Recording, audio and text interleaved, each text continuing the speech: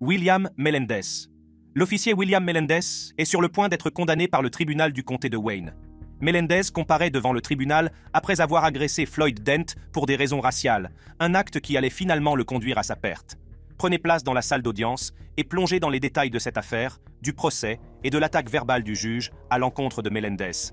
Notre histoire commence par un incident choquant qui s'est déroulé dans la ville d'Inkster, dans le Michigan. L'officier William Melendez, un policier blanc, s'est retrouvé au centre d'une agression à caractère raciste qui allait finalement le conduire à sa perte. La victime de ce brutal passage à tabac était Floyd Dent, un homme noir qui avait été arrêté par Melendez lors d'un contrôle routier de routine. C'est par un après-midi ensoleillé que M. Dent, âgé de 58 ans à l'époque, circulait dans Inkster. Il ne s'est pas arrêté à un panneau d'arrêt, ce qui a attiré l'attention de l'agent Melendez. Dent était loin de se douter que cette infraction apparemment mineure au code de la route allait tourner au cauchemar. Alors que Melendez s'approche du véhicule de Dent, la tension monte. La vidéo dashcam d'un véhicule de police a filmé l'ensemble de l'incident, fournissant des preuves indéniables de ce qui était sur le point de se produire. Ce qui aurait dû être une interaction de routine s'est rapidement transformé en une confrontation violente. Sans avertissement, l'agent Melendez a déchaîné un barrage de coups de poing, frappant Dent 16 fois à la tête. L'agression brutale a laissé Dent avec des côtes cassées, du sang dans le cerveau et d'autres blessures graves. Cette horrible démonstration de force excessive a choqué la communauté et déclenché une tempête d'indignation. Les images de la caméra de surveillance, diffusées plus tard par la chaîne WDIV-TV, ont révélé la vérité sur les blessures de M. Dent et sur les actes de l'agent Melendez. La vidéo a provoqué une onde de choc dans tout le pays, relançant le débat sur les brutalités policières et la discrimination raciale. À la suite de cet incident, l'agent Melendez a été licencié du service de police d'Inkster. Mais l'histoire ne s'est pas arrêtée là. L'affaire contre Melendez a été portée devant les tribunaux et la salle d'audience est devenue le champ de bataille de la justice. La tension dans la salle d'audience était palpable au fur et à mesure que le procès se déroulait. Le juge qui présidait l'affaire n'était autre que la juge Vonda Evans du tribunal de circuit du comté de Wayne, une femme forte et déterminée, connue pour son approche de la justice sans état d'âme. Tout au long du procès, les preuves contre Melendez ont été présentées de manière méticuleuse et convaincante. La vidéo de la caméra de surveillance qui avait filmé le passage à tabac a été diffusée dans la salle d'audience, ne laissant aucune place au doute quant à la culpabilité de M. Melendez. Au fil du procès, il est devenu évident que la défense de Melendez était axée sur la justification de ses actes. Son avocat a fait valoir que Dent était agressif et résistait à l'arrestation, ce qui rendait l'usage de la force nécessaire. Toutefois, l'accusation a réfuté ces affirmations en soulignant le caractère inutile et excessif de l'agression. Le procès a duré 8 jours, pendant lesquels la salle d'audience était remplie de tension et d'anticipation. Le sort de l'agent Melendez était suspendu à la délibération du jury. Finalement, le moment de vérité est arrivé lorsque le jury a rendu son verdict. L'agent Melendez a été reconnu coupable d'agression avec intention de causer des lésions corporelles graves et de mauvaise conduite dans l'exercice de ses fonctions. Juste avant sa condamnation, Melendez a présenté ses excuses à Dent. La juge Evans, connue pour son approche pragmatique, prend place à l'avant de la salle d'audience. L'atmosphère est chargée d'impatience lorsqu'elle s'adresse directement à l'officier Melendez, la voix pleine de déception et de colère. La juge a rappelé à M. Melendez que la vidéo de la caméra du tableau de bord, qui était censée le protéger, était devenue la preuve même qu'il avait fait condamner. Elle a souligné que sa bravade l'avait rendu aveugle au fait que l'œil de la justice veillait toujours. Mais la juge Evans ne s'est pas arrêtée là. Elle s'est ensuite penchée sur les attestations de moralité présentées au nom de Melendez. Des lettres de diverses personnes ont témoigné de sa haute moralité et de ses actes d'héroïsme passés, notamment le sauvetage de personnes d'un bâtiment en flammes. Cependant, la juge a vu clair dans ses tentatives de donner une image positive de Melendez. Elle a condamné Melendez pour avoir dénigré Dent, un homme noir qui avait été agressé par ceux qui étaient censés le protéger et le servir. Les mots de la juge ont traversé la salle d'audience, exposant les problèmes profondément enracinés de la discrimination raciale et de l'abus de pouvoir. Enfin, le moment tant attendu arrive. La juge Evans a prononcé sa sentence et la salle d'audience a retenu son souffle. L'officier Melendez a été condamné à une peine de 13 mois à 10 ans derrière les barreaux, une décision qui a été accueillie avec un mélange de soulagement et de satisfaction par les personnes présentes. Tout Tao. Ensuite, nous nous rendons au tribunal de district du comté de Hennepin où l'affaire Tout Tao est jugée. Tao, ancien policier de Minneapolis, a été condamné pour son rôle dans le meurtre de George Floyd. Cependant, ce qui s'est passé lors de la condamnation de Tao a laissé tout le monde stupéfait. Non seulement Tao n'a montré aucun remords pour ses actes, mais il a également nié toute faute, se présentant comme une victime. La réponse du juge à l'absence de remords de Tao a été cinglante, puisqu'il a prononcé une peine supérieure à celle demandée par l'accusation. Rejoignez-nous pour découvrir les détails choquants de ce drame judiciaire. Le 25 mai 2020, George Floyd, un homme noir, est arrêté par des policiers de Minneapolis. Parmi eux se trouvait Tu Tao, qui deviendrait plus tard une figure centrale de cette affaire. Comme le monde allait bientôt le constater, l'arrestation a pris une tournure effroyable. Derek Chauvin, un policier blanc, s'est agenouillé sur le cou de George Floyd pendant 9 minutes et 29 secondes. Les appels à l'aide désespérés de Floyd, ses cris « Je ne peux pas respirer » sont tombés dans l'oreille d'un sourd. Tu Tao, qui se tenait à proximité, a été vu dans la vidéo en train de retenir les passants inquiets qui imploraient la vie de Floyd. Les actions de Tu Tao, ou leur absence, seront plus tard examinées de près, alors que le monde entier demande justice pour George Floyd. La vidéo de la mort de George Floyd est devenue virale, suscitant l'indignation et des manifestations non seulement à Minneapolis, mais aussi dans le monde entier. Les gens sont descendus dans la rue pour réclamer la fin des brutalités policières et du racisme systémique. L'incident a servi de catalyseur à une prise de conscience qui s'imposait depuis longtemps.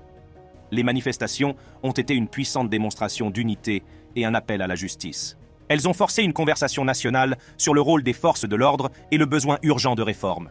Le monde entier a suivi le déroulement du procès des policiers impliqués en quête de réponse et de responsabilité. Tu Tao, ainsi que 3 autres officiers, ont été inculpés pour leur implication dans la mort de George Floyd. Le procès est devenu un point focal de la lutte contre les brutalités policières et l'injustice raciale. Les yeux du monde entier étaient braqués sur Minneapolis au fur et à mesure du déroulement de la procédure judiciaire. Au cours du procès, Tu Tao a déclaré qu'il avait servi de cône humain de circulation, affirmant qu'il ne faisait qu'obéir aux ordres et qu'il n'avait pas participé activement à l'usage excessif de la force. Cependant, l'accusation a soutenu que les actions de Tu Tao, ou leur absence, ont contribué à l'issue tragique de l'affaire. Après des semaines de témoignages et de délibérations, le jury a rendu son verdict. Tu Tao a été reconnu coupable de complicité d'homicide involontaire au second degré. Le monde entier attendait de voir si Tu Tao allait montrer des remords pour ses actes ou accepter la responsabilité de son rôle dans cet événement tragique.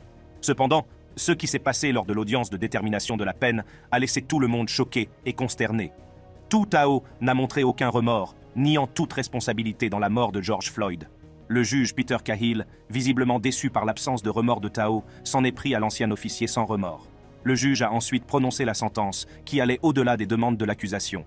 Tu Tao a été condamné à une peine de 57 mois, soit la partie supérieure de la fourchette recommandée par les lignes directrices de l'État. Eric Fritz. Lors d'une épreuve de force choquante au tribunal du comté de Van Buren, l'ancien officier de police Eric Fritz a fait face à la colère de la justice, alors qu'il était accusé de crimes odieux, notamment d'agressions sexuelles et d'enlèvement.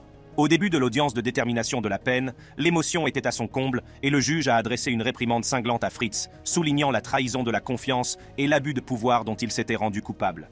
Rejoignez-nous pour découvrir l'histoire choquante d'Eric Fritz, le flic ripou attaqué au tribunal.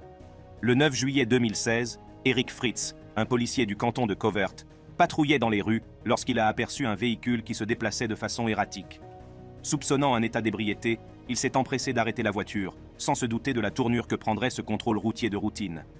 À l'intérieur du véhicule, le conducteur, visiblement en état d'ébriété, a été rapidement arrêté par Fritz pour conduite en état d'ébriété.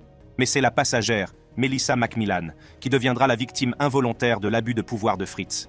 McMillan, également en état d'ébriété, est assise sur le siège passager, l'esprit embrumé par les effets de l'alcool. Elle était loin de se douter que sa vulnérabilité serait exploitée par la personne même qui était censée la protéger et la servir. Une fois le conducteur en garde à vue, Fritz s'intéresse à McMillan. Au lieu d'assurer sa sécurité ou de la ramener chez elle en toute sécurité, il a pris une décision choquante. Il lui a proposé de l'emmener dans un hôtel voisin, affirmant qu'il s'agissait d'une solution temporaire jusqu'à ce qu'elle trouve un moyen de rentrer chez elle. McMillan, dont le jugement est altéré, accepte à contre-cœur, ignorant les sinistres intentions qui se cachent derrière l'offre apparemment innocente de Fritz. Les souvenirs de cette nuit-là restent flous pour McMillan, mais l'horrible vérité ne tardera pas à éclater au grand jour. À son réveil, elle découvre Fritz sur elle, en train de la violer de la manière la plus inimaginable. Lorsqu'elle a finalement quitté l'hôtel, elle a trouvé la force de signaler l'incident, déterminée à obtenir justice et à empêcher d'autres personnes d'être victimes des abus de Fritz. Les rouages de la justice ont commencé à tourner et l'affaire contre Eric Fritz s'est mise en place. Les procureurs ont constitué un dossier solide, mettant en évidence les preuves de l'abus de pouvoir de Fritz et de la violation des droits de McMillan. C'est ainsi que le décor est planté pour l'épreuve de force qui déterminera le sort de Fritz. La tension règne dans la salle d'audience au début de l'audience de détermination de la peine. Melissa Macmillan, la courageuse victime qui a subi un traumatisme inimaginable aux mains d'Eric Fritz, se tient devant le juge, prête à affronter son agresseur. Le juge a également prononcé un discours cinglant à l'encontre de M. Fritz. Fritz a ensuite été condamné à 1 an de prison et à 5 ans de mise à l'épreuve. Charlie Reader. Rendez-vous au tribunal de première instance du comté de Pike, où se déroule l'affaire scandaleuse de Charlie Reader, un flic véreux qui se retrouve confronté aux conséquences de ses actes de corruption. Dans une affaire qui a captivé la nation, l'ancien shérif du comté de Pike, Charles Reader, est accusé de vol dans l'exercice de ses fonctions et de falsification de preuves. Mais il ne s'agit pas d'un procès ordinaire. En découvrant les détails choquants des crimes de Reader, nous assisterons à un drame judiciaire sans précédent, où l'homme qui détenait autrefois le pouvoir de la loi se retrouve aujourd'hui attaqué. Charlie Reader est apparu sous les feux de la rampe avec l'affaire du massacre du comté de Pike. Le 21 avril 2016, une tragédie s'est produite lorsque 8 membres d'une même famille ont été brutalement abattus dans ce qui allait devenir le tristement célèbre massacre du comté de Pike. Cet acte de violence choquant et insensé a provoqué une onde de choc au sein d'une communauté très unie, laissant les habitants dans un état de peur et d'incrédulité.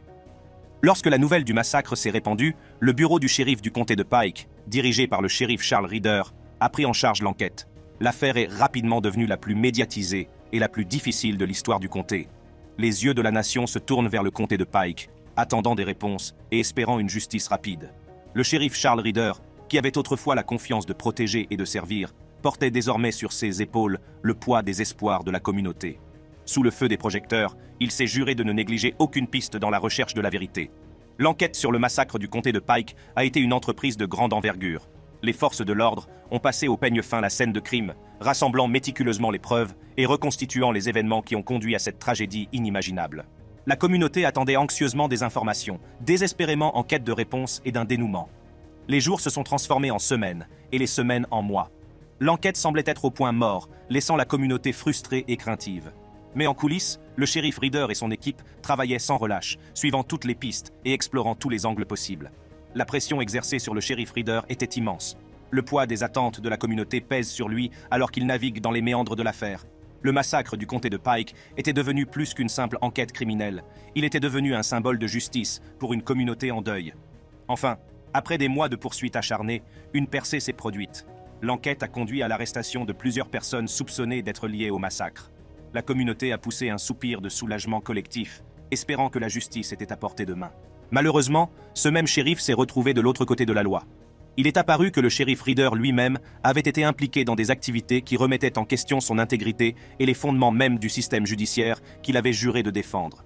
Selon les procureurs et le plaidoyer de culpabilité de M. Reader, ce dernier a non seulement mal géré les preuves dans l'affaire du massacre du comté de Pike, mais il a également profité de sa position pour voler des milliers de dollars qui avaient été confisqués en tant que preuve dans d'autres affaires. La confiance de la communauté dans son shérif autrefois vénéré a été brisée, remplacée par la colère et la trahison. La révélation de la corruption du shérif Reader a provoqué une onde de choc dans le comté de Pike et au-delà. L'homme à qui l'on avait confié la poursuite de la justice est maintenant confronté à son propre bilan. La communauté exige des réponses et la salle d'audience devient le théâtre d'une confrontation dramatique entre le shérif autrefois respecté et le système judiciaire qui l'a trahi. La salle d'audience est en effervescence lorsque le shérif Charles Reader, l'officier de police autrefois respecté, prend place à la table de l'accusé. La communauté, encore sous le choc de sa corruption, l'observe avec un mélange de colère et de curiosité. C'était le moment qu'ils attendaient, la chance de voir la justice rendue. Au début du procès, l'accusation a présenté un dossier accablant contre le shérif Reader. Elle a présenté des preuves de son vol dans l'exercice de ses fonctions et de la falsification de preuves, dressant le portrait d'un homme qui a abusé de sa position à des fins d'enrichissement personnel.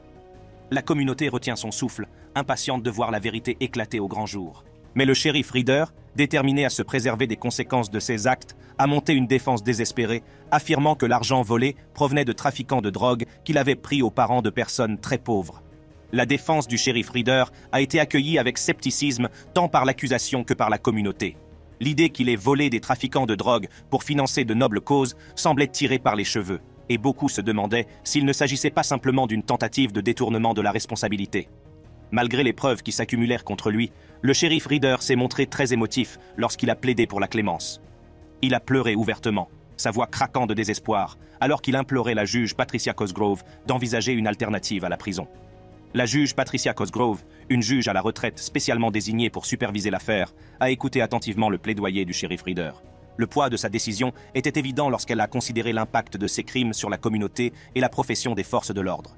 Elle a ensuite prononcé un discours sévère, attaquant l'ancien officier pour ses actes de corruption.